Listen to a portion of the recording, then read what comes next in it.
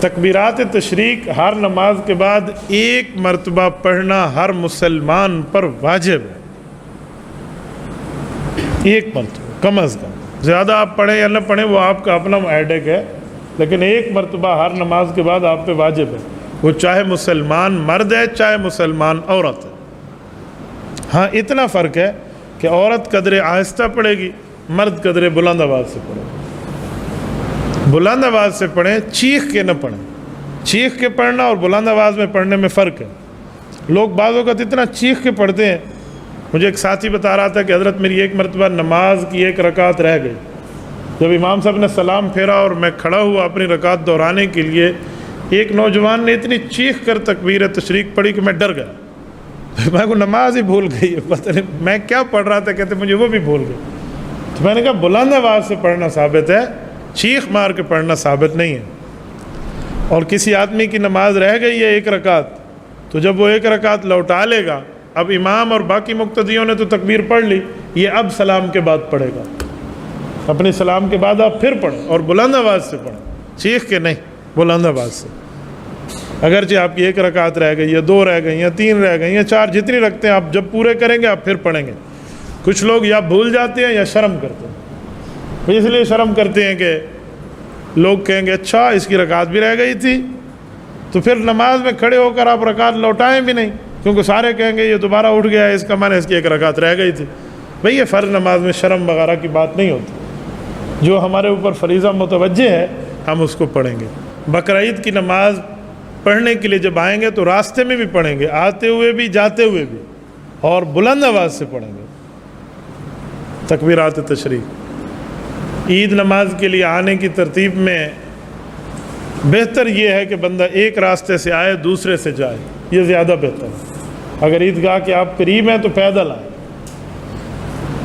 ہاں آپ قریب نہیں ہیں دور ہیں تو پھر آپ کسی سواری پر آئیں، ورنہ پیدل آنا یہ ترتیب نبوی ہے صلی اللہ علیہ وسلم۔ ہاں دور والے ہیں وہ سواری استعمال کریں، کوئی منع نہیں ہے، لیکن بہتر ہے کہ بندہ پیدل آئے۔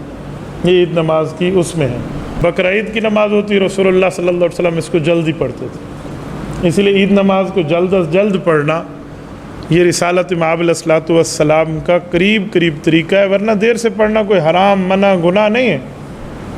بس اسی لیے نماز کے اوقات مختلف ہونے چاہیے تاکہ کچھ لوگ کہیں پڑھ لیں اور اپنی قربانی کر لیں، پھر بعد والے کہیں اور پڑھ لیں، یہ بہت بہتر طریقہ ہے۔ حضور اقدس صلی اللہ علیہ وآلہ وسلم بقرعید اور عید الفطر دونوں کے لیے مسجد استعمال نہیں فرماتے تھے۔ حضور علیہ السلام کی عادت مبارکہ یہ تھی، جنازہ پڑھنا ہوتا یا عیدین کی نماز پڑھنی ہوتی کسی گراؤنڈ میں پڑھتے۔ آج آپ مسجد نبوی جائیں، اللہ تعالیٰ آپ کو لے جائے، خوش قسمت دن ہے یار، یوم عرفہ، اللہ پاک ہم سب کو لے جائے۔ عرفہ کے دن میں شیطان آج جتنا روتا ہے نا، شاید کسی دن روئے۔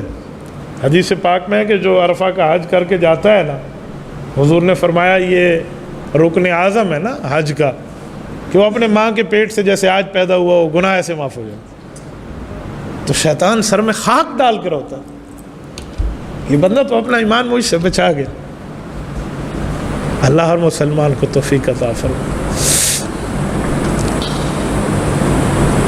آپ علیہ الصلوۃ والسلام کسی گراؤنڈ میں پڑھتے تھے، آپ مسجد نبوی تشریف لے جائیں تو مسجد نبوی میں اللہ کے رسول نے کبھی عیدین نہیں پڑھی، بلکہ مصلی علیحدہ ایک جگہ ہوتی تھی وہاں پر ادا فرماتے تھے، وہ شہر مدینہ سے باہر نکلے۔ اور اس کے ساتھ تکبیرات تشریق پر میں بات کر رہا تھا، یہ 9 ذو الحجہ سے شروع ہوں گی، یعنی بقرعید سے ایک دن پہلے، اور یہ ختم ہوں گی عید الاضحیٰ کے چوتھے دن۔ تھوڑا سا فرق سمجھ لیں، جب تک قربانی چل رہی ہے وہ عید الاضحیٰ کا تیسرا دن ہے، ٹھیک ہے نا، چوتھا نہیں ہے۔ تکبیرات تشریق اس سے ایک دن بعد تک جاری رہیں گی، یوں نہیں ہے کہ جب تک قربانی چل رہی ہے تکبیر پڑھیں گے اگلے دن چھوڑ دیں گے، جی نہیں۔